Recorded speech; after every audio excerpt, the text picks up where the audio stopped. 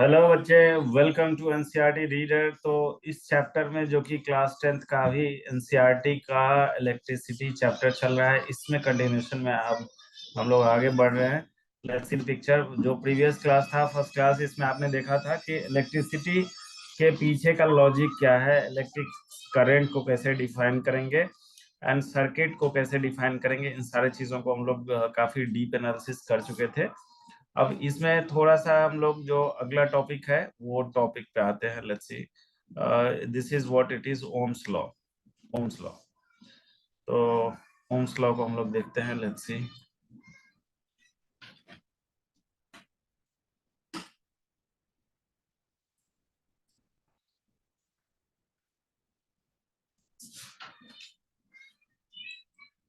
Ohm's law में जो पहले आपको दिखाया गया है यहाँ पे एनसीईआरटी में, ये दिया हुआ है कि in their is a relation. Ohm's law actually है क्या, पहले उसको सीख लेते हैं। This is experiment what you can see here.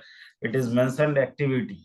तो इस एक्टिविटी में ये है आपको कि यहाँ पे आप देखिए कि डिफरेंट सेटअप्स दिए हुए हैं। यहाँ पे ये टेबल दिया हुआ है। इस टेबल में सीक्वेंस आप देख रहे होंगे, नंबर ऑफ सेल जो used in the circuit ampere में हम लोग कर रहे हैं।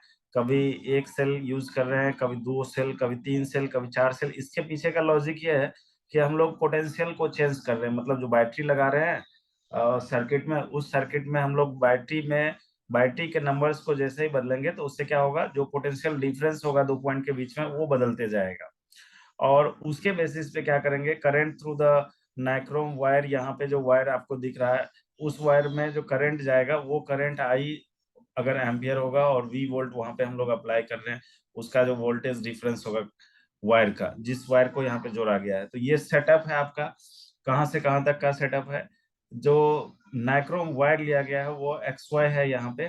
This is what we are having. तो इस डायग्राम को अगर यहाँ पे राइट साइड में आप देखें तो इसमें हम लोग देख लेते हैं। Let's see, we are having इस तरह से आपको ये दो पॉइंट है यहाँ पे। एक पॉइंट एक्स है और दूसरा पॉइंट वाई है। इस पॉइंट, इन दोनों पॉइंट के बीच में जो है देयर इज ए नेक्सस, जो कि वोल्ट मीटर से कनेक्ट किया गया है। वोल्ट मीटर यहाँ पे इन दोनों पॉइंट के बीच का, एक्स वाई के बीच का क्या है, पोटेंशियल डिफरेंस है। This is plus and this is minus, battery में होगा। और इसी सर्किट में आगे जाकर के हम लोग एमीटर को जोड़ रहे हैं। एमीटर को हम लोगों को कैसे जोड़ना होता है, सीरीज में।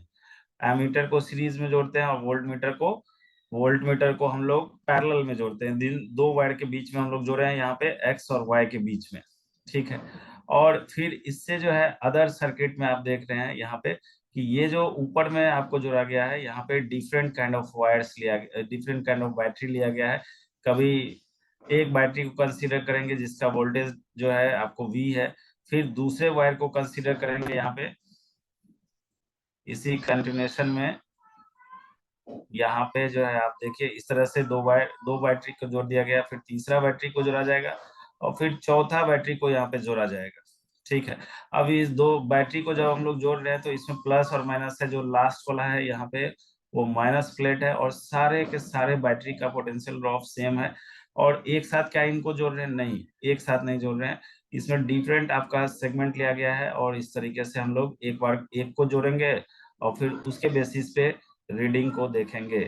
ठीक है। फिर दूसरे बार क्या करेंगे, दूसरा एक्सपेरिमेंट जो होगा, पहले एक्सपेरिमेंट में एक बार जोड़ेंगे और पहला बैटरी को, और यहाँ पे करंट को मेजर करेंगे। पोटेंशियल डिफरेंस अक्रॉस जो नाइक्रोम होगा उसको मेजर करेंगे, और फिर रेशियो निकालेंगे किसका, जो वोल्टेज हम लोग को यहाँ पे आ रहा है और नाइक्रोम वायर में यहाँ पे, और जो आई आ रहा है इस नाइक्रोम वायर में, इन दोनों का रेशियो मेजर करेंगे। एंड उसके बेसिस पे आप चेक करेंगे एक बार। फिर जब हम दो बैटरी को कंसीडर कर लें तो दो बैटरी केस में हमें फिर क्या होगा कि यहाँ से इसको जोड़ना होगा, दो बैटरी आ जाएगा पिक्चर में। फिर तीन बैटरी को जोड़ना होगा तो यहाँ से इसको जोड़ देंगे। फिर चौथा बैटरी को भी जोड़ देंगे तो वो ये वाला पार्ट हो जाएगा। तो इस तरीके से जैसे जैसे आप बैटरी को जोड़ते जाओगे तो आप देखोगे कि आपका बैटरी क्या कर रहा है। यहाँ पे बैटरी एक तरह से इनपुट वोल्टेज है जो इस सर्किट में करंट को बिल्ड कर रहा है। तो बैटरी जैसे जैसे आप बढ़ाते जा रहे हैं तो उससे क्या हो रहा है, उसे हम मेजर करेंगे कि क्या करंट भी बढ़ रहा है। अगर ऐसा होता है कि कोई भी कंडक्टर में अगर हम बैटरी को मतलब पोटेंशियल ड्रॉप को अगर हम बढ़ाते जाते हैं और उसके बेसिस पे डायरेक्टली प्रोपोर्शनल अगर करंट भी बढ़ना शुरू हो जाए, यानी कि वोल्टेज जैसे से हम इनपुट वोल्टेज को बढ़ा रहे हैं, आउटपुट करंट उसी तरीके से अगर बढ़ने लगे, यानी डायरेक्टली प्रोपोर्शनल का मतलब क्या होता है कि आप अगर इसको बढ़ाओगे तो ये बढ़ेगा, अगर हम वोल्टेज को घटाएंगे तो करंट घटेगा। That is the meaning of directly proportional. ठीक है, तो यहाँ पे पहला बैटरी को आपने लगाया, दिस इज फर्स्ट बैटरी, फिर उस केस में हमने करंट को मेजर कर लिया, फिर दूसरा बैटरी को भी लगा दिया, उस केस में करंट को मेजर किया, तीसरे को किया, चौथे को किया, और करंट को मेजर करने के साथ साथ यहाँ पे उसका हम बैटरी जो वोल्ट मीटर का मेजरमेंट है ये भी कैलकुलेट करते गए, और हर केस में यहाँ पे एक रेशियो आ रहा है जो कि आप देख पा रहे हैं वी बाई आई का, यानी कि वोल्टेज बाय करंट का रेशियो जो आ रहा है ये ग्राफ, और उसके बेसिस पे हम ग्राफ को ऑब्जर्व करेंगे। और ये ग्राफ ऐसा आएगा कि अगर इस एक्सपेरिमेंट में हम ओमिक कंडक्टर ले रहे हैं जिसमें ऐसा रिजल्ट हो कि वोल्टेज डायरेक्टली, नाइक्रोम वायर क्या है, ओमिक कंडक्टर है, तो वोल्टेज जैसे जैसे बढ़ा रहे हैं करंट बढ़ रहा है। तो अगर ऐसा हो रहा है तो इसका मतलब है कि ये, इसी को हम लोग बोलेंगे कि this is what we say that it is Ohm's law, this is what we say it is Ohm's law, Ohm's law। तो ये जो लॉ आप देख रहे हैं कि input voltage that is directly proportional to the output current, this is what we say it is Ohm's law.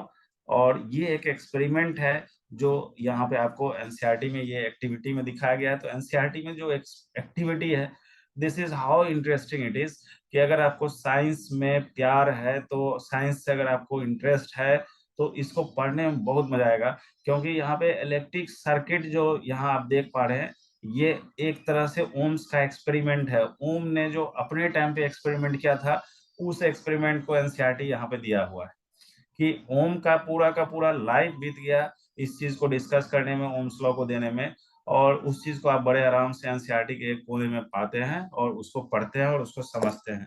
और कभी कभी ओम्स लॉ टफ भी लगता है, कभी कभी ओम्स लॉ आसान भी लगता है। तो ये है आपका, जो इस एक्टिविटी को आप करोगे, relationship between the potential difference across a conductor and current through it, इसके बेसिस पे, इस एक्सपेरिमेंट के बेसिस पे ओम्स ने डिस्क्राइब किया कि ये ग्राफ हमें आ रहा है भैया, this graph what we are having, कि जिस समय वोल्टेज आपका, मतलब ये एक तरह से ये जो ग्राफ है, ये ग्राफ क्या है, जब भी हमें स्ट्रेट लाइन का ग्राफ हो तो स्ट्रेट लाइन इस फॉर्मेट पे ग्राफ होता है, y is equal to m x plus सी।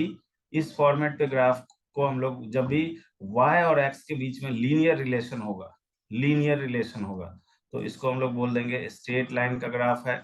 और इस स्ट्रेट लाइन में अगर हम ग्राफ को डिनोट करते हैं इस तरीके से, तो you can see here what kind of graph it will be. Let's suppose this graph is having this kind of nature, ये ग्राफ ब्लैक कलर में आप देख पा रहे हैं।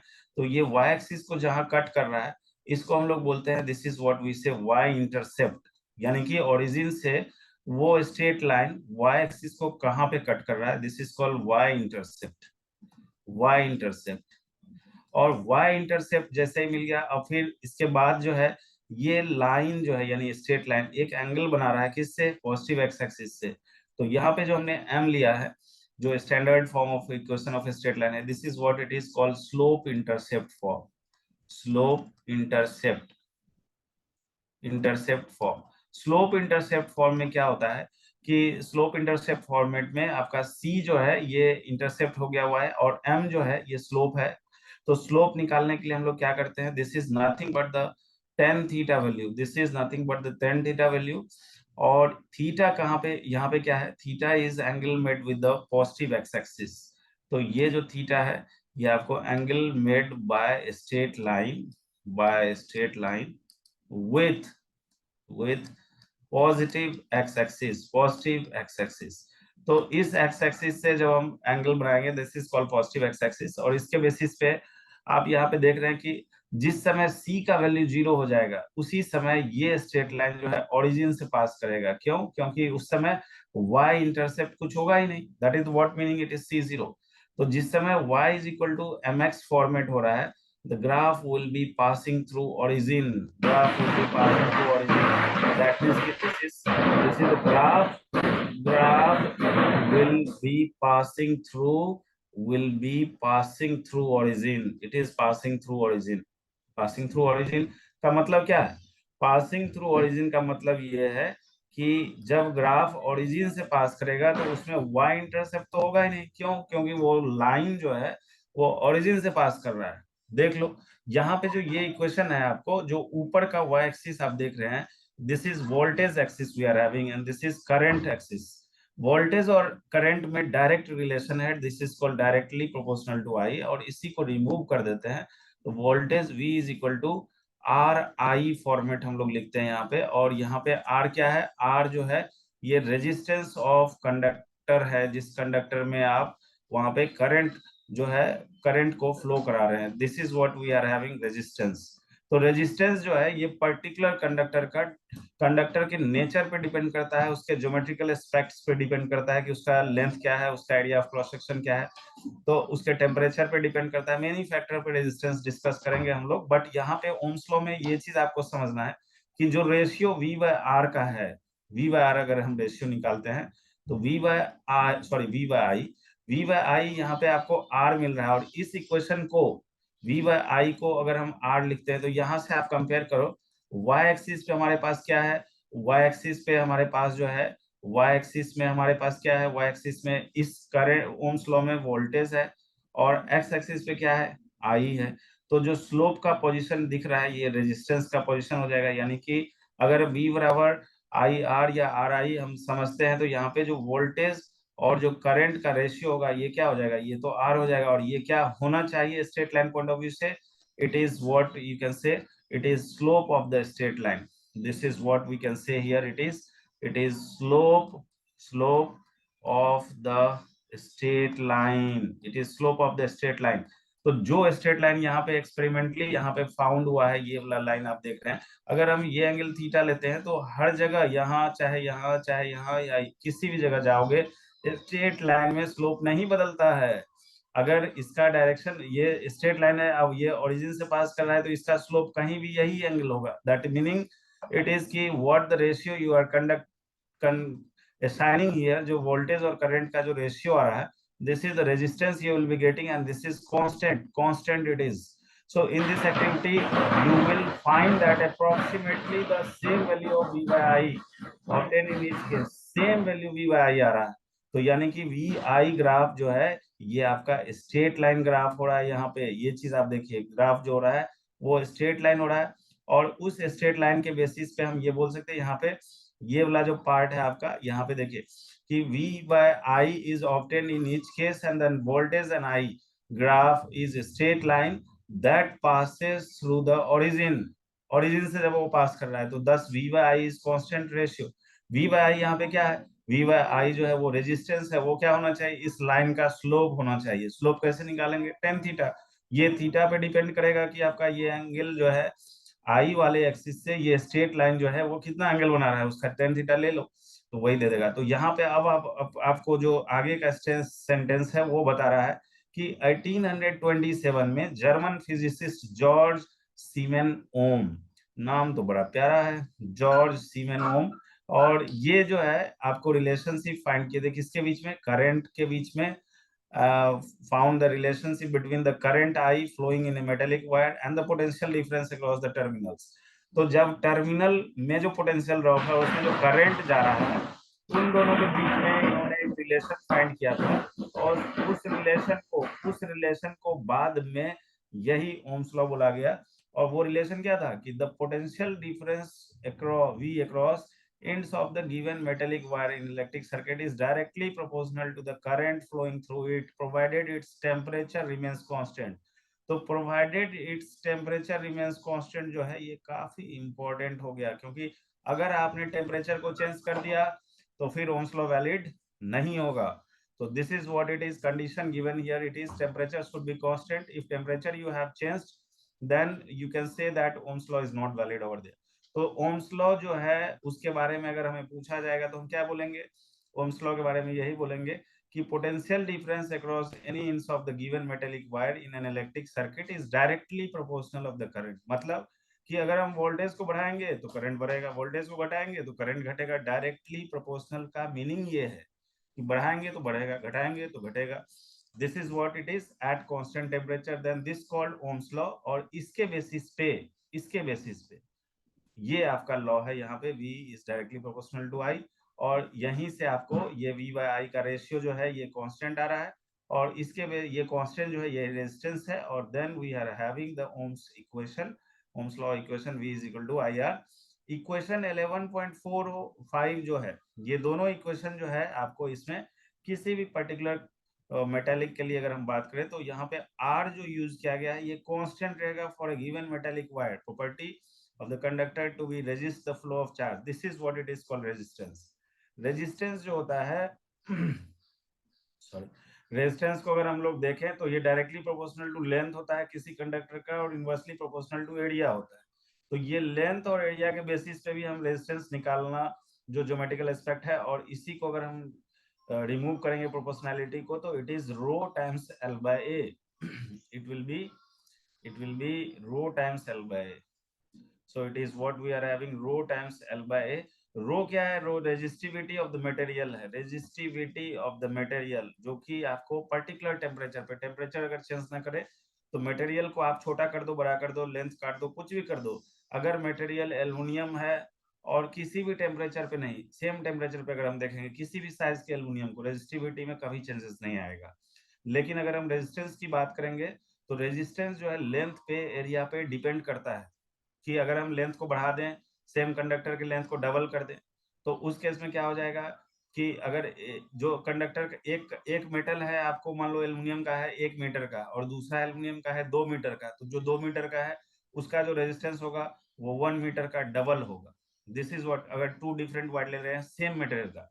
तो यानी अगर हम लेकिन रेजिस्टिविटी की बात करेंगे तो रेजिस्टिविटी आप किसी सेम मेटल का बात करेंगे, कोई भी साइज शेप साइज का रहेगा, कोई फर्क नहीं पड़ेगा, रेजिस्टिविटी सेम रहेगा, टेम्परेचर चेंज नहीं करना चाहिए।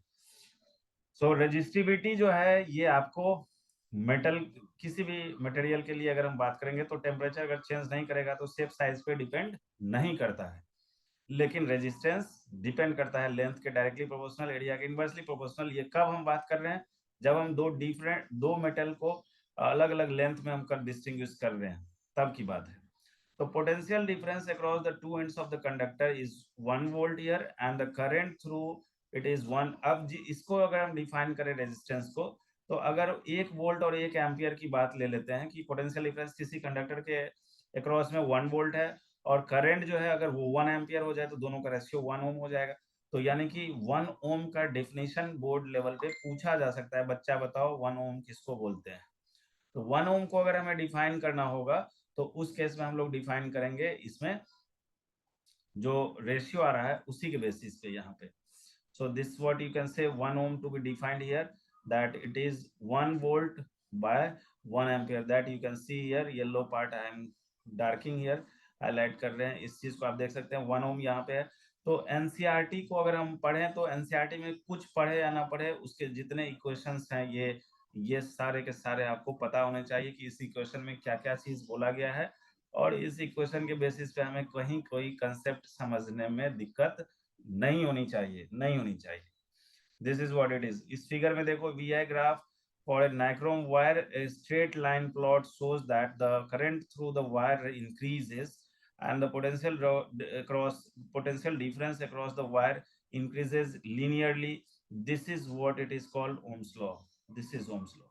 तो अगर लिनियरली इंक्रीज कर रहा है, जैसे जैसे आप उसमें पोटेंशियल ड्रॉप को बढ़ाते जा रहे हैं, अगर करंट लिनियरली इंक्रीज कर रहा है तो इसको हम बोलेंगे Ohm's law. I hope it is clear. Ohm's law आपको समझ में आया होगा कि ओम्स लॉ क्या है। It is obvious from the 11.7 graph here you can see current through the resistor is inversely proportional to its resistance. तो अगर हम करंट, अगर किसी इंडिविजुअल कंडक्टर की बात करें तो इस केस में अगर आप वोल्टेज को कांस्टेंट मान लेते हो, यहीं पे इस रिलेशन को देखेंगे तो रेजिस्टेंस जो है this is inversely proportional to current value, यानी कि करंट अगर ज्यादा होगा तो रेजिस्टेंस कम होगा। कब? जब वोल्टेज ड्रॉप जो है हम कांस्टेंट रख रहे हैं, it is not getting change, उस केस में अगर करंट ज्यादा हो रहा है तो रेजिस्टेंस कम होगा, अगर रेजिस्टेंस ज्यादा होगा तो करंट कम होगा, इनवर्स रेशियो है।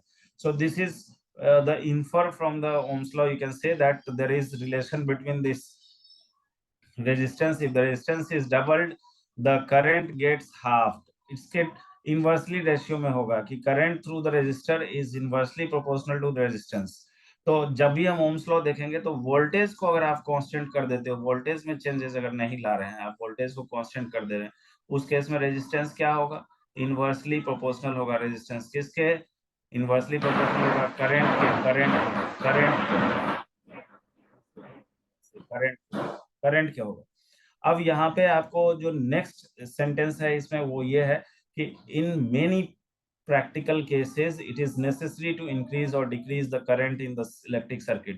तो कई बार ऐसा प्रैक्टिकल एप्लीकेशन जो हम लोग रियल लाइफ में करते हैं, जैसे वोल्टेज को बढ़ाना है, वोल्टेज को घटाना है, करंट हमें कम चाहिए, करंट हमें ज्यादा चाहिए, तो उस केस में हम अगर उस तरह का कंडक्टर को यूज करेंगे जिसमें ओम्स लॉ वैलिड है, तो उसके बेसिस पे आप उसको रियल लाइफ में इम्प्लीमेंट करा सकते हैं और इससे आपका काम बड़े आसानी से हो जाएगा। Many practical situations when it is necessary to increase or decrease the current in the electric circuit, then a component used to regulate the current without changing the voltage source is called variable resistance।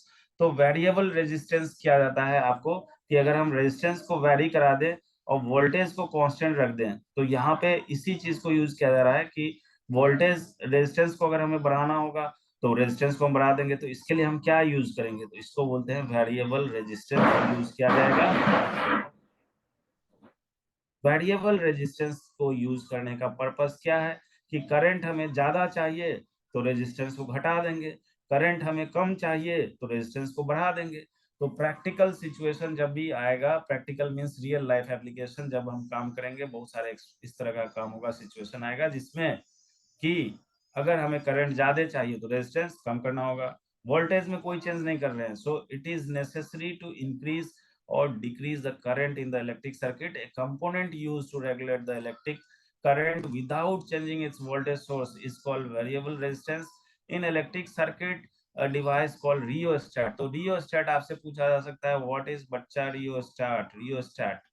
तो जो variable resistance जो आपका हो रहा है उसी को हम लोग बोलेंगे रियोस्टेट। इसका सिंबल आप देख सकते हैं जो हमने आपको सर्किट सिंबल बताया था, यहाँ पे दो सिंबल आप देख पा रहे हैं वेरिएबल रेजिस्टेंस का। एक तो जो कि यहाँ पे ये है सेक्शन 9 में जो दिया गया है आपको, this is what we are having variable resistance, इसी को हम लोग रियोस्टेट बोलते हैं। ये पिछले क्लास में मैंने डायग्राम में बस डिस्कस किया था, बट इसके पीछे का पर्पस क्या है ये चीज अभी आपको समझ में आया होगा कि करंट को अगर हमें इंक्रीज करना हो या डिक्रीज करना हो तो उसके लिए हम लोग रियोस्टेट का यूज करते हैं and is often used to change the resistance in the circuit.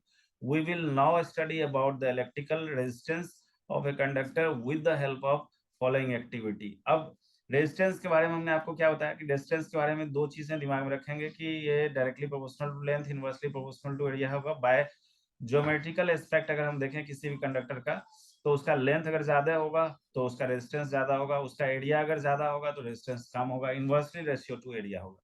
Take a nichrome wire and torch bulb of 10 watt bulb and the ammeter it is 0 to 5 range. ये एमीटर का range है कि 0 ampere से 5 ampere range का ammeter है। एक plug लगा दिए और सम कनेक्शंस उसमें कर दिए। अब क्या कर रहा है, set of the circuit as shown connecting the four Duracell 1.5 volt each in series with the ammeter and leaving the gap xy in the circuit as shown in figure 11.4। so see here it is we are having this। तो ये सब experiment क्या है आप खुद से भी घर में सोच सकते हो, कर सकते हो, बट इसमें कभी भी करेंगे तो थोड़ा सा प्रिकॉशन रखेंगे, करंट है तो थोड़ा ध्यान हमेशा रखेंगे। चलो ठीक है, यहाँ पे इस तरह का सेटअप कर दिया, स्विच लगा दिया, ये बैटरी लगा दिया, यहाँ मीटर लगा दिया और ये दो पोजीशन है एक्स और वाई जिसको छोड़ दिया गया है और इसके बेसिस पे इसको बिल्ड किया जाएगा, इसके बेसिस पे इसको बिल्ड किया जाएगा। तो इस केस में आपको देखना है कि यहाँ 10 वॉट का बल्ब है और ये टॉर्च जो वॉट का मतलब है कि पावर दिया हुआ है आपको, और टॉर्च बल्ब यहाँ पे रखा गया है और नाइक्रोम वायर इस तरह से रखा गया है। यानी कि ये सारा सेटअप जो 10 वॉट का बल्ब है वो हम ले लिया, एमीटर का रेंज ले लिए हैं, प्लग की लगा दिए हैं, कनेक्टिंग वायर रख लिए, set up the circuit as shown in this circuit format में लगा दिए और ड्राई सेल ले लिए 1.5 वोल्ट का, कितना यहाँ पे सीरीज में कर दिए हैं इसको एमीटर के साथ, leaving the gap X Y in the circuit as shown in figure. इस तरह से सेटअप कर दिए, 11.4 डायग्राम बना लिए। अब क्या बोल रहा है NCERT, complete the circuit by connecting the nichrome wire. अब इस जो सर्किट आपका ब्रेक है यहाँ पे एक्स और वाई के बीच में, इसको उठा करके यहाँ पे डाल दो। तो इसमें क्या है, नाइक्रोम वायर के जैसे गैप एक्स वाई फिल होगा, प्लग द की, यहाँ पे की को ऑन कर दीजिए, की को ऑन कर दिए, अब जो जो बोल रहा है करेंगे। Note down the ammeter reading. अब जैसे ही इसको आपने किया, की को ऑन किया, एमीटर में रीडिंग आ जाएगा। क्यों? क्योंकि जैसे ही आप यहाँ पे इसको सर्किट को कंप्लीट करोगे, ये बैटरी लगा हुआ है और पूरा का पूरा सर्किट क्लोज हो जाएगा, तो इधर से करंट जाना शुरू हो जाएगा। जैसे ही करंट जाएगा, एमीटर यहाँ बैठा हुआ है किसके लिए? रीडिंग के लिए। एमीटर से जैसे ही करंट जाएगा, एमीटर भग से बोलेगा भाई इतना करंट इससे गया। तो इसमें जैसे ही करंट गया एमीटर से, एमीटर बोल दिया कि रीडिंग में मेरा ये आया। Take out the key, plug here. Note always take out the key from the plug after measuring the current. अब इसमें क्या करें? Complete the circuit by connecting the nichrome wire in the gap X wire, gap X wire. Plug the key, note down the ammeter reading, take out the key and plug. Now always take out the key from the plug after measuring the current through the circuit। जैसे जैसे बोल रहा है करते चलो। अब इसमें complete कर लिए। नेक्स्ट पॉइंट क्या है कि replace the nichrome wire with the torch bulb. अब नाइक्रोम वायर नहीं दे करके हम लोग क्या करेंगे? इस टॉर्च बल्ब को लगा देंगे। ठीक है, torch bulb in the circuit and then find the current through it is it by measuring the reading of the ammeter. जैसे ही टॉर्च को हम लगाए, यहाँ पे नाइक्रोम वायर को हटा के टॉर्च को लगा दी, टॉर्च बल्ब को लगा दी इन द सर्किट, और उसके बाद जो उसमें करंट आया वो उसको करंट को मेजर किया, एमीटर रीड कर लिया उसको। Now repeat the above step by the 10 watt bulb in the gap. हमने 3 बार इस एक्सपेरिमेंट को किया। एक बार नाइक्रोम वायर को लेके, एक बार फिर टॉर्च बल्ब को लेके, और एक बार फिर इसको 10 वाट के बल्ब को लेकर के। और तीनों एक्सपेरिमेंट में क्या नजर आया? Are the ammeter readings different for different components connected in the gap XY? What do you above experiment observation indicate here? तो 10 वाट का जब हम बल्ब लगाए थे तो उसका रेजिस्टेंस कुछ और होगा। टॉर्च का जब बल्ब लगाए थे इसका रेजिस्टेंस कुछ और होगा। इसका जो लगाए नाइक्रोम वायर का, इसका कुछ और होगा रेजिस्टेंस। तो रेजिस्टेंस आपने किसको चेंज नहीं किया? आपने बैटरी को चेंज नहीं किया, इसको फ्रीज कर दिया। ठीक है, ये एक्सपेरिमेंट ये सोच कर रहा है कि इन तीनों केस में, यानी फर्स्ट केस में जब हम नाइक्रोम वायर लिए हैं, नाइक्रोम वायर जब लिए हैं, ठीक है, तो नाइक्रोम वायर के केस में जो रेजिस्टेंस आया, मान लेते हैं ये R1 आया, उसके बेसिस पे रेजिस्टेंस क्यों बोल रहे हैं? क्योंकि करंट जो है आपका सबका अलग अलग गया होगा। क्यों? क्योंकि जो वोल्टेज आप दे रहे हैं वो तो सेम दे रहे हैं, बट जो बीच में जो कनेक्शन एक्स वाई के बीच में कर रहे हैं, वो जो नाइक्रोम वायर है उसका रेजिस्टेंस के बेसिस पे करंट जाएगा। दूसरा केस में हम लोग टॉर्च बल्ब को लिए थे, यहाँ पे टॉर्च बल्ब। तो टॉर्च बल्ब के केस में जो रेजिस्टेंस आया ये R2 है। ठीक है, फिर तीसरा केस में हमने 10 वॉट का जो बल्ब लिया है, 10 वॉट का बल्ब लिया है, इस केस में जो रेजिस्टेंस आया है इसको R3 मान लेते हैं। तो इस तरह का जो भी आपका यहाँ पे यहाँ मेजरिंग में एक्स वाई के बीच में हम सेटअप में यूज कर रहे हैं, उसके बेसिस पे हम इसमें देखेंगे कि एमीटर का रीडिंग जो आ रहा है वो रीडिंग जो है डिफरेंट कंपोनेंट्स के लिए डिफरेंट आ रहा है। और ऐसा अगर आ रहा है, you may repeat the activity by keeping any material component in the gap, observe ammeter reading in each case, analyse the observation. अब यहाँ का एनालिसिस यहाँ पे आपको लिखा हुआ है, क्या है? In this activity, we observe that the current is different for the different component. Why? Why do we differ? Because certain component offer an easy path of the flow of electric current. कुछ में जो है easy path flow होगा, कुछ में उसको observation current के flow को रोकेगा उसको। सर्टेन कंपोनेंट ऑफर इजी, जिसमें इजी होगा उसका रेजिस्टेंस वैल्यू कम होगा, और जिसमें इजी नहीं होगा वो रोकेगा करंट को, तो उसका वैल्यू रेजिस्टेंस का ज्यादा हो जाएगा। तो यहाँ पे ये चीज ध्यान रखेंगे कि ये जो बोल रहा है आपको, जो in different components, why do we differ here is certain component easy path do the current electric current while the other resist the flow. We know the motion of electron in the electric circuit constitute the electric current। अब ये चीज हम पहले भी पढ़े थे कि जब आप किसी भी कंडक्टर के बीच में यहाँ पे पोटेंशियल ड्रॉप को अगर यूज करोगे, पोटेंशियल ड्रॉप यहाँ अगर हम क्रिएट करते हैं, तो इसमें जो जैसे ही पोटेंशियल ड्रॉप क्रिएट होगा तो इस पे जो फ्री इलेक्ट्रॉन्स है मेन यही भाग लेता है, इधर से इधर कंटिन्यू मूव करने लगेगा, और इसके अपोजिट डायरेक्शन में इधर करंट सेटअप होगा, इधर इलेक्ट्रॉन जा रहा है और इधर करंट जा रहा है। तो ये जो आपका होता है ये हायर पोटेंशियल है और ये लोअर पोटेंशियल है। यहाँ इलेक्ट्रिक फील्ड क्रिएट होता है। इलेक्ट्रिक फील्ड में जैसे ही चार्ज पार्टिकल होगा तो उस पर अगर चार्ज पार्टिकल पॉजिटिव होगा तो इलेक्ट्रिक फील्ड की तरफ फोर्स लगेगा, अगर निगेटिव होगा तो इलेक्ट्रिक फील्ड के अपोजिट डायरेक्शन में फोर्स लगेगा, और इस निगेटिव डायरेक्शन में फोर्स कंजिक्यूटिव चलते रहता है। क्यों? क्योंकि पोटेंशियल डिफरेंस इस दोनों एंड के बीच में मेंटेन्ड है। इसके कारण से क्या होता है, सारा का सारा इलेक्ट्रॉन जो फ्री है कंडक्टर पे वो मोशन में आ जाता है, और जिसके कारण से यहाँ पे करंट सेटअप होता है। और ये electron however are not completely free to move within a conductor. The electron however are not completely free to move within a conductor. They are restrained by the attraction of the atoms among which they move. तो कुछ case में क्या होता है कि ये जो free electron है, जो इलेक्ट्रॉन को यहाँ पे मोशन में भाग ले रहा है, तो यहाँ पे दो तरह का इलेक्ट्रॉन होता है। अगर हम बात करें तो एक होता है कि जो कि करंट इलेक्ट्रिसिटी में भाग ले सकता है, जिसको फ्री इलेक्ट्रॉन बोलते हैं, फ्री इलेक्ट्रॉन। अगर फ्री इलेक्ट्रॉन नहीं, फ्री इलेक्ट्रॉन का मतलब ये है कि ये फ्री है और ये जो है गैसियस मॉलिक्यूल की तरह आउटर मोस्ट ऑर्बिट में है। अगर इस पे थोड़ा भी इलेक्ट्रिक फील्ड मिल गया इसको, यानी इलेक्ट्रिक फील्ड जोन में ये आ गया, तो इस पे फोर्स लगना शुरू होगा और ये मोशन में आ जाएंगे, जिसको हम बोलेंगे कंडक्शन इलेक्ट्रॉन। ये कंडक्शन में भाग लेगा। कंडक्शन मतलब which conduct the electricity. Conduction यहाँ शुरू हो जाएगा। ये जो फ्री इलेक्ट्रॉन है वही कंडक्शन में भाग लेगा। जो फ्री इलेक्ट्रॉन नहीं है, बॉन्डेड इलेक्ट्रॉन है, तो कुछ इलेक्ट्रॉन ऐसे होंगे जो बॉन्डेड होंगे। तो बॉन्डेड इलेक्ट्रॉन का मतलब है कि वो एटम से अटैच्ड है, वो मोशन में भाग नहीं लेगा। और मोशन में भाग अगर नहीं लेगा तो वो फिर क्या करेगा, they are restrained by the attraction of atom among which they move. और इसके कारण से क्या होता है, motion of electron through the conductor is retarded by the resistance, by its resistance. तो यहाँ पे इसके पीछे का लॉजिक यही हो गया कि कुछ मेटेरियल इस तरह का होगा जिसमें इलेक्ट्रॉन्स बॉन्डेड होंगे, फ्री नहीं होंगे। तो उस इलेक्ट्रॉन के मोशन को अगर आप सोचोगे, एनालिसिस करोगे, तो इसका मतलब ये हुआ कि उसमें उस मटेरियल के बिहेवियर में कुछ ऐसा रेजिस्टिविटी है, रेजिस्टेंस है, जो अपोज कर रहा है इलेक्ट्रॉन के मोशन को। इस तरह में हम क्या बोल सकते हैं कि component of given size that offer A low resistance is a good conductor.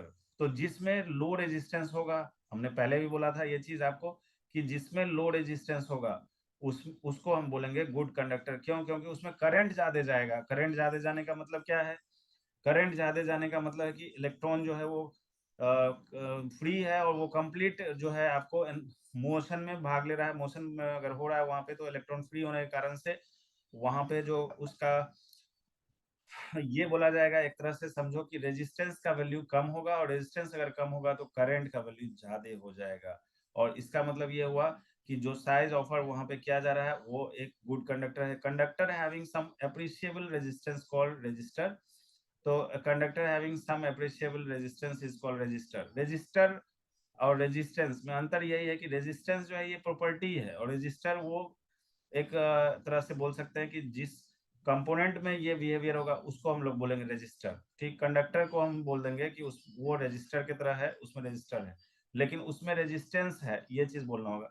तो component of identical size that offers a higher resistance is a poor conductor. तो पुअर कंडक्टर का मतलब ये हुआ कि जिसमें रेजिस्टेंस ज्यादा होगा उसमें हम क्या बोल देंगे कि वो पुअर कंडक्टर होगा। Insulator of the same size offer even higher resistance. Insulator का मतलब होता है, तो अगर हम इसमें बात करें तो यहाँ पे एक निकल के आ गया आपको कंडक्टर, और एक निकल के आ गया इंसुलेटर। इंसुलेटर, तो इंसुलेटर का रेजिस्टेंस अगर हम मान लेते हैं यहाँ पे आर आई है, और कंडक्टर का रेजिस्टेंस अगर हम मान लेते हैं आर सी है, तो आर सी का जो वैल्यू होगा ये वेरी वेरी लेस होगा किससे, आर आई से। तभी इसमें जो है करंट ज्यादा जाएगा। इसमें जो करंट होगा इसका वैल्यू ज्यादा होगा, और जो इंसुलेटर है इसमें जो करंट होगा ये टेंस टू जीरो होगा, नहीं के बराबर, क्योंकि इसमें रेजिस्टेंस जो है, this resistance is very very high, और जिसके कारण से इंसुलेटर में करंट फ्लो नहीं करता है। तो इसका रेजिस्टेंस का वैल्यू क्या होगा, टेंस टू इंफिनिटी। करंट क्या होगा, tends to zero. That is the meaning, it is tends to zero. अब जो आपका नेक्स्ट टॉपिक है वो है factors on which the resistance of a conductor depends. किन किन फैक्टर्स पे रेजिस्टेंस कंडक्टर का डिपेंड करता है, जो कि हमने पहले ही आपको बता दिया। यहाँ एक एक्टिविटी दिया गया है, और जिसमें ये एक्टिविटी को अगर आप रीड करेंगे तो यही निकल के आएगा कि रेजिस्टेंस जो है यहाँ पे ये डिपेंड कर रहा है directly proportional to length and inversely proportional to area of cross section. Once you combine it, it will be in the form of rho L by A, where rho is called resistivity of the material to be used here। तो एक बार देख लेते हैं क्या बोल रहा है ये। यहाँ पे ये डायग्राम है आपका, जो फर्स्ट है complete an electric circuit consisting of cell, ammeter and nichrome wire of the length L as say marked here, it is plug is given to you. Okay, ये मेरे लिए जो है पढ़ना डिफिकल्ट है, ये आप समझ सकते हो, but then also I am going because I am looking for that kind of a student who will follow 100% NCERT, then he will build his best effort and then he will go for the board as well as plus board level it is. So it is needed for you to go line by line NCERT. This is the meaning. This is the what it is called punchline of this channel. It is NCERT reader. So we are just looking for that kind of things to be discussed in the video, which should be line by line of the NCERT, so that those who are looking for the NCERT to be covered at least first, that I am doing first, then I'll go for the next level. So this is what it is given to you. Complete an electric circuit consisting of a cell, ammeter and nichrome wire of the length L, and say marked here it is length L, and plug key as shown in figure 11.5 we are having. Here we are having electric circuit to study, and then we are actually focusing on the factors on which the resistance of a conductor wire depends. किन किन factor पे resistance जो है आपको wire का वो depend कर रहा है, उस चीज के बारे में आप अध्ययन कर रहे हैं. चलो ठीक है. पहला है कि स्विच को क्लोज करो भैया. Now plug the key and now the current in the ammeter. यहाँ पे देखिए किस तरह से अरेंजमेंट दिया हुआ है. पहले let's see it is we are having ammeter, this is what battery it is, key here we are having, and here some mark is mentioned 1, then we have 2, then we have 3 and then here it is 4. इस तरह का arrangement एक दिया हुआ है, और इसमें आप देख रहे हैं कहीं पे जो है ये थोड़ा सा ओपन वायर टाइप का लगा हुआ है और यहाँ पे बोल्ड वायर लगा हुआ है, that dark it is, you can see here. Now first statement is now plug the key, note down the current in the ammeter. जैसे ही आप की को प्लग करेंगे और इस सिचुएशन के बेसिस पे हम लोग करंट को मेजर कर लेंगे. Then replace the nichrome wire by another nichrome wire of same thickness but twice the length. अब क्या किया गया कि इसमें जो लेंथ था पहले, उस लेंथ को नाइक्रोम वायर को डबल कर दिया गया. अब करंट को मेजर करेगा, तो इस केस में क्या हुआ, लेंथ उसका 2L हो गया, मार्क्ड इधर 2. तो जो 2 वाला मार्क्ड पोजीशन है वो 2L हो गया, पहले L लिया गया, फिर 2L ले लिया गया, फिर उसके बाद तीसरे केस में फिगर में note the ammeter reading. Now replace the wire of the thicker. अब 2 बार इसमें पहले 2 एक्सपेरिमेंट में हमने क्या किया, लेंथ को चेंज कर दिया. अब क्या कर दिया, अब ये कर रहा है एरिया को change. Thicker nichrome wire of the same length, length में चेंजेस नहीं है, एरिया में चेंज कर दिया. Thicker wire of the larger cross sectional area. Again note down the current in this situation. So पहले केस में मैंने लेंथ को यहाँ पे एनसीईआरटी ने आपको लेंथ को चेंज करवा के करंट को मेजर करवा लिया. अब क्या बोल रहा है बताओ बच्चा, कि अब लेंथ को चेंज नहीं करना है, अब चेंज करना है किसको, एरिया को. एरिया को चेंज करो. तो जैसे ही थीकर को आपने वायर को, now replace the wire by thicker nichrome wire of the same length marked here, in this case larger area cross section. So again note down the current in this situation. Instead the taking nichrome wire connect to a copper wire marked over the 4, here it is. Now let the wire of the length same and area of cross section same as that of the first nichrome wire marked 1. तो अब 4 पे जो position आप देख रहे हैं वहां पे ले लेते हैं. उसमें हम लोग क्या किए, instead of taking nichrome wire connect A copper wire. अब वायर को ही बदल दिए. तो भैया वायर को पहले नाइक्रोम लिए, उसमें लेंथ बदले, फिर उसको ट्वाइस कर दिए, उसका करंट मेजर कर लिए, फिर एरिया को ले लिए, एरिया से ज्यादा डबल एरिया थीकर एरिया कर दिए, फिर उसी लेंथ पे जो है उसका करंट मेजर कर लिए. फिर तीसरे केस में क्या किए, फिर 1 वाले पोजीशन पे चले गए, नाइक्रोम के वायर को हटा दिए, कॉपर लगा दिए. अब क्या कर रहे हैं, note the value of the current. Notice the difference in the current in all cases. Does the current depend on the length of the conductor, does the current depend upon the area of cross section. तो ये जो activity होता है ना, ये आपके curiosity को बढ़ाता है. इससे जैसे ही आप पढ़ोगे एक्टिविटी, तो आपको प्रैक्टिकल फीलिंग आएगा. बहुत सारे ऐसे स्कूल्स हैं जहाँ पे प्रैक्टिकल नहीं होता है, बच्चे काफी डिप्राइव्ड स्टेट में हैं, रिमोट एरिया है, इमोशनल बच्चे हैं, उनको पता ही नहीं चलता है, टाइम बीत जाता है, टेंस हो जाता है, उनको कैसे क्या हो रहा है कुछ पता नहीं रहता है, और वो IIT JEE की तैयारी के लिए विदेश चले जाते हैं. तो इस तरह का चीज में क्या होता है, उनको बेसिक कुछ आ नहीं होता है, उनका टाइम और मनी लैप्स होता है. तो पहले हम लोग क्या करते हैं कि लाइन बाय लाइन एनसीईआरटी इसलिए पढ़ रहे हैं कि आपको ग्राउंड लेवल पता होना चाहिए कि क्या हो रहा है. डीप एनालिसिस में जाएंगे एडवांस लेवल पे तब क्या दिक्कत, कोई दिक्कत नहीं है. ओके, तो इसमें ऑब्जर्वेशन क्या हो रहा है, it is observe that the ammeter reading decreases to 1/2. ठीक है, the length of the wire is doubled.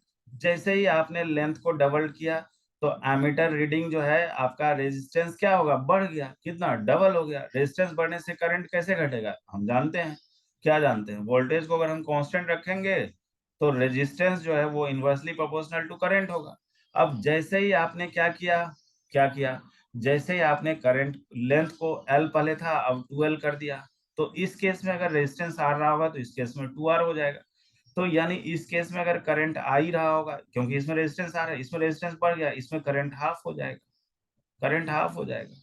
तो यही तो ऑब्जर्वेशन है एक्सपेरिमेंट का, कि इसमें आपको पता चल रहा है कि हमने लेंथ को डबल किया, एरिया ऑफ क्रॉस सेक्शन को चेंज नहीं किया। ये नाइक्रोम वायर के लिए बात हो रही है, एरिया को कांस्टेंट रखते हुए एरिया को चेंज नहीं किया, एरिया को चेंज नहीं किया और नाइक्रोम वायर ही रखा, वायर को भी नहीं चेंज किया, यानी कि नेचर ऑफ द वायर नहीं चेंज हुआ, एरिया ऑफ क्रॉस सेक्शन नहीं चेंज हुआ, चेंज क्या हुआ, लेंथ, ओनली लेंथ। इसके चेंज होने से रेजिस्टेंस क्या हुआ, डबल, करंट क्या हो गया, हाफ। अब आते हैं दूसरे केस पे, कि इस केस में क्या बोल रहा है कि ammeter reading increases when the thickness of the wire of the same material and the same length is used in the circuit. अब आप देख लीजिए, ये बड़े आराम से आप बोल सकते हैं कि जैसे ही हमने सेकंड वाले केस में ऑब्जर्वेशन में कि पहले वाले एरिया को ए रखा, बाद में एरिया को डबल कर दिया, तो एरिया को ए और डबल ए करने से इसमें लेंथ में कोई चेंजेस नहीं हो रहा है, ठीक है।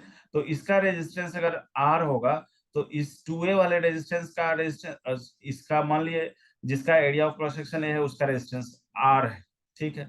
तो जब एरिया को डबल करेंगे तो रेजिस्टेंस क्या होगा, resistance inverse ratio to area होता है, तो ये हाफ हो जाएगा, यानी कि रेजिस्टेंस आधा हो गया।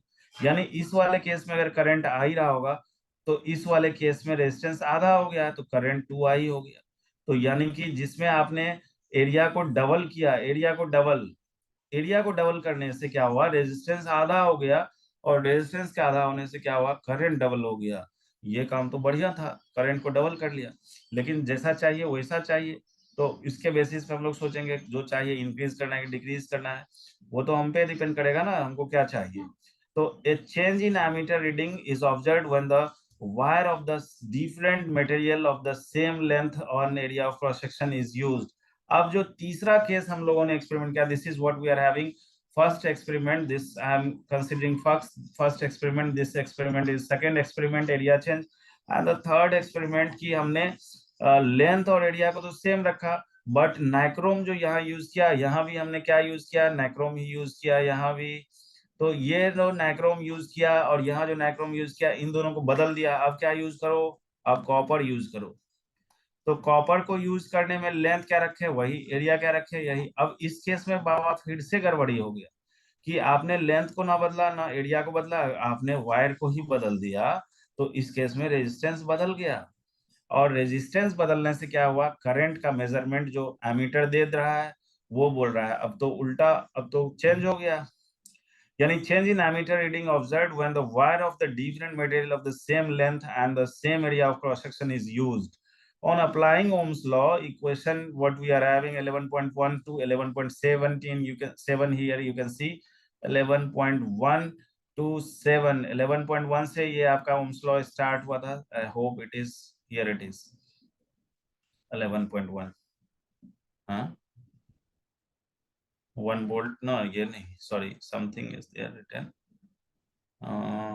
this is what, sorry 11.5 to 11.7 we are having. We observed that resistance of a conductor depends on length, and then second case on area of the cross section. So this is what it is important, it is depending upon depends upon its length and on its area of cross section, and the third it is nature of the material also. Precise measurement have shown in the resistance of the uniform metallic conductor is directly proportional to its length, and this is what I have written mentioned previously, that you should remember this, that resistance is directly proportional to its length and inversely proportional to area. Once you combine this one, this is geometrical aspect of the resistance to be defined, that on what geometry length and area resistance of a conductor depends, and also on nature. Rho is called resistivity, and this is very peculiar thing, resistivity। if I am talking about resistivity, तो resistivity अगर हम copper का बात करें, copper का, तो copper के किसी भी साइज के लिए अगर आप मान लो ये लेंथ एल का है, ठीक है, इसका एरिया है इस तरह का ले लेंगे और इसके लेंथ को हम 3L कर देते हैं, और एरिया ऑफ क्रॉस सेक्शन को बढ़ा दिए, तो क्या इसके रेजिस्टिविटी में और इसके रेजिस्टिविटी में चेंज होगा? इस रो में चेंज होगा? नहीं होगा। क्यों? क्योंकि कॉपर तो कॉपर ही रहेगा ना। कॉपर के लेंथ को आप बदल दो, एरिया को बदल दो, उसका नेचर तो कॉपर नहीं बदल जाएगा। तो इसमें ये एक चीज ध्यान रखना है, दैट इंपॉर्टेंट इट इज कि टेम्परेचर को नहीं बदलना है। अगर आपने टेम्परेचर बदल दिया तब फिर रो रेजिस्टिविटी जो है ये भी बदल जाएंगे, क्योंकि टेम्परेचर एक ऐसा फिजिकल पैरामीटर है जो बहुत बड़े बड़े को बदल देता है, बड़े बड़े को बदल देता है। तो टेम्परेचर जो है वो नहीं बदलना है, टेम्परेचर शुड बी कांस्टेंट। तो टेम्परेचर को कांस्टेंट रखो, रेजिस्टिविटी कभी नहीं बदलेगा।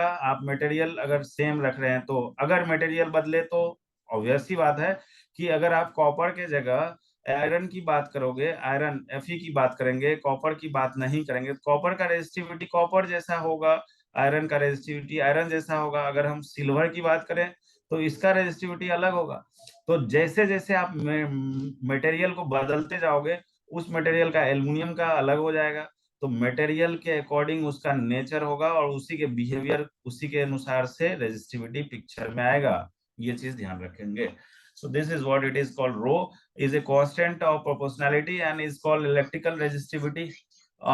It is resistivity of the material of the conductor, and SI unit of resistivity you can write ohm meter. जो SI unit resistance का होता है, resistance का, तो रेजिस्टेंस का जो है ये SI यूनिट ओम होता है, जिसको हम लोग इस तरह के सिंबल से दिखाते हैं।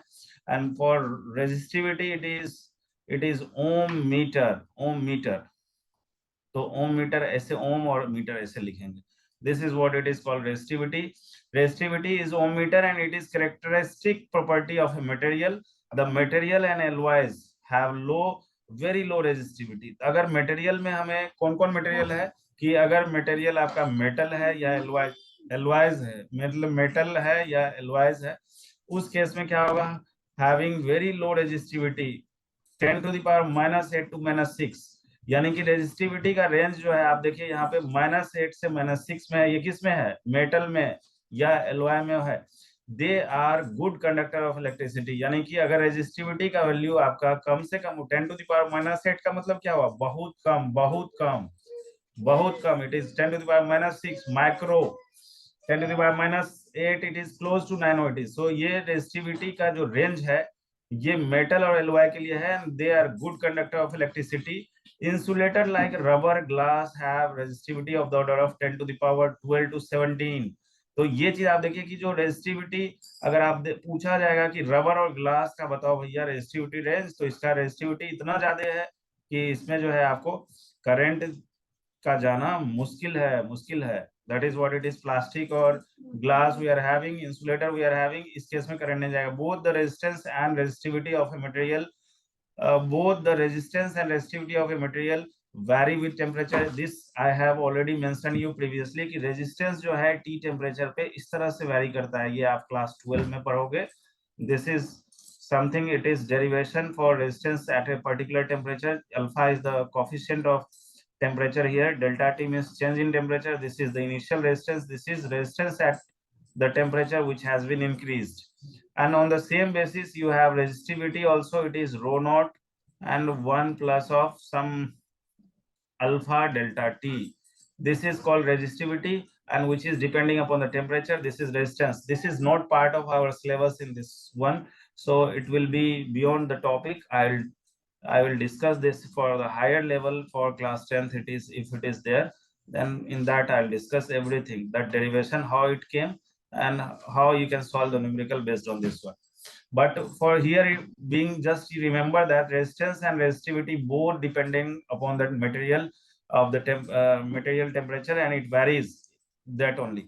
So this is the variation. You can go for this resistance increment and this resistance variability with the temperature and resistivity variability. Now there is one table here mentioned, that conductor, alloys and insulator. You can see the material here mentioned, and this is the table in which it is mainly given to you resistivity of that conductor, or it is insulator, or if it is alloys.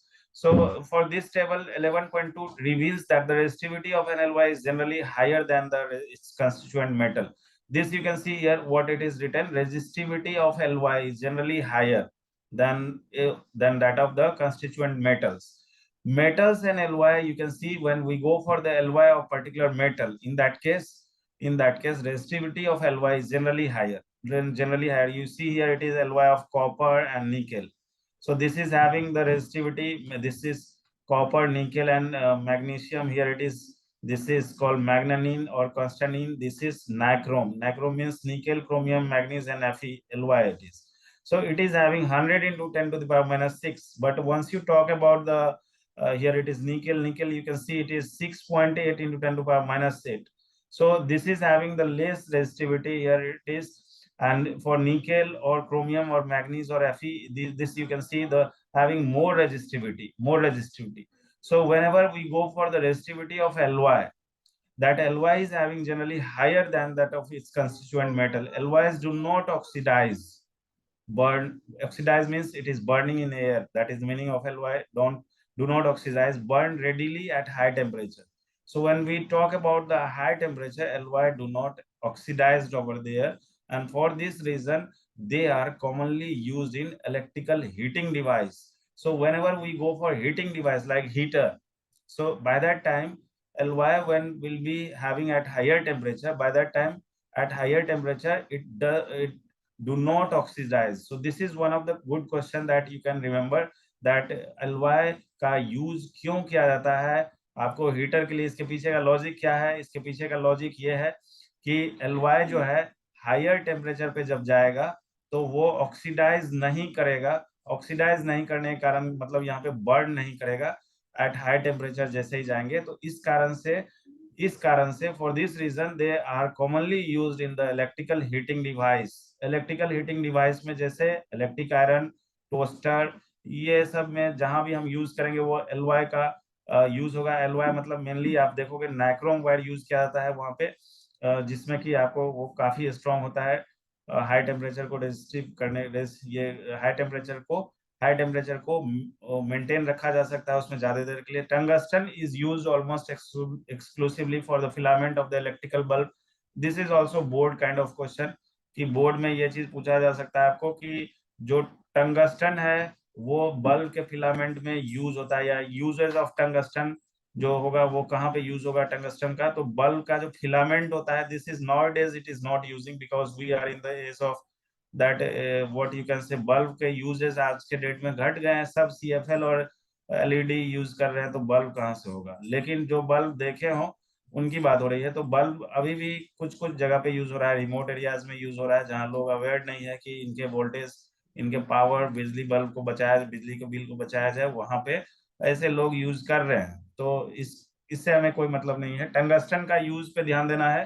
क्या है tungsten? Almost exclusively for the filament of the electric bulb, whereas copper and aluminum are generally used for electrical transmission lines।